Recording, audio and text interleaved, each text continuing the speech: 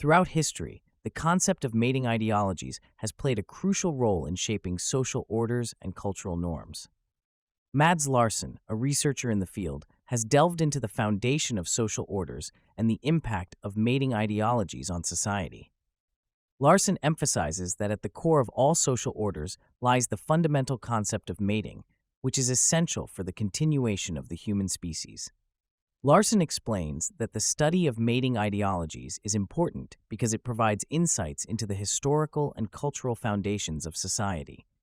He highlights the significance of understanding how men and women reproduce and the impact of mating ideologies on social structures.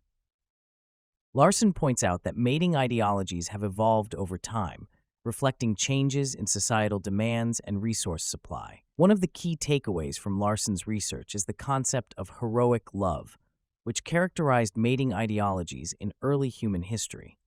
During this period, promiscuous mating was prevalent, and individuals lived in multi-male, multi-female groups. The focus was on distributing successful genes within the population, leading to a system where reproductive opportunities were channeled to high-status males.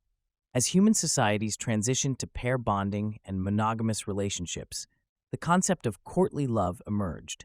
This ideology emphasized emotional love, fidelity, and the importance of emotional connections between partners.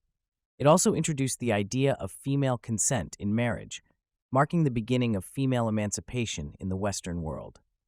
Following the era of courtly love, the concept of companionate love became prevalent.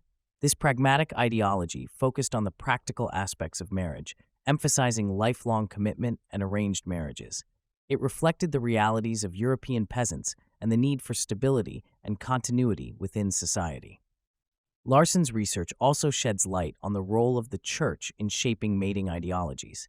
The church played a significant role in imposing lifelong monogamy and regulating sexual behavior, leading to a shift in societal norms and values. This intervention by the church had far-reaching implications for social stability, growth, and individual psychology. Larsen then discusses the agricultural revolution, which brought about significant changes in human mating practices. The dissolution of kin groups and the rise of individual choice marked a shift towards companionate love and arranged marriages. This pragmatic and unromantic ideology was driven by the need to ensure the survival of offspring and maintain social stability.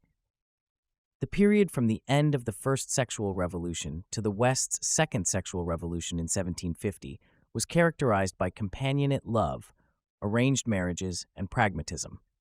The primary focus was on submitting to the needs of the family and community while avoiding emotional or erotic impulses. This period also saw the demonization of female sexuality as a means of controlling population growth and preventing Malthusian crisis. The rise of Puritanism in the post-1500 period aimed to restrict extramarital and premarital sex, placing the burden of sexual control on women. This approach was driven by the need to prevent overpopulation and maintain social order. The Church's doctrine of sanctity of life and the criminalization of infanticide further shaped the cultural and moral landscape of the time. The Romantic century from 1750 to 1850 brought about a shift towards liberty in love, leading to an increase in illegitimate births and abandoned children.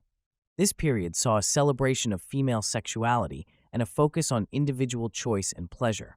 However, the social ramifications of this ideology led to a counter-reaction in the form of romantic love, emphasizing emotional connection and lifelong monogamy. The introduction of confluent love, characterized by gender equality, convenience, and self-realization, marked a significant shift in modern mating ideologies. This ideology prioritizes individual agency and convenience, leading to a decline in fertility rates and an increase in singledom.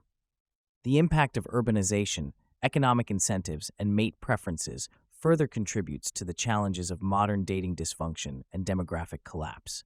The modern era presents a complex interplay of cultural, economic, and social factors that shape mating ideologies. The evolution of individual choice, gender equality, and socioeconomic access has led to a redefinition of traditional mating practices.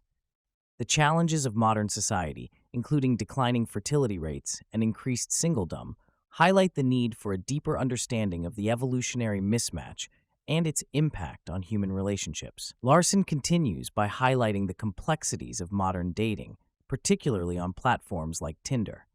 He explains that the rapid evolution of technology has created a new mating regime of individual choice, which humans have not evolved for. This has led to a struggle for many individuals as they navigate the complexities of modern mating psychology. The conversation delves into the impact of dating apps, the incentives that drive them, and the influence of social order and technology on mate preferences. Larson emphasizes the importance of understanding the different mate preferences of men and women and how they are influenced by the current dating economy. He also discusses the potential implications of technological advancements, such as artificial wombs and AI companions, on the future of mating and society. The discussion then shifts to the broader issue of human well-being, particularly the rising levels of unhappiness and despair among young people. Larson points out that happiness is a reward for solving adaptively relevant problems, and the current challenges in mating and dating can lead to feelings of hopelessness and depression. He also highlights the impact of social media and the pressure to compare oneself to unrealistic standards, which can contribute to feelings of inadequacy. Larson shares insights from a study on generational happiness in Norway, where young people are experiencing a sharp decline in well-being, while older generations are feeling more satisfied with their lives.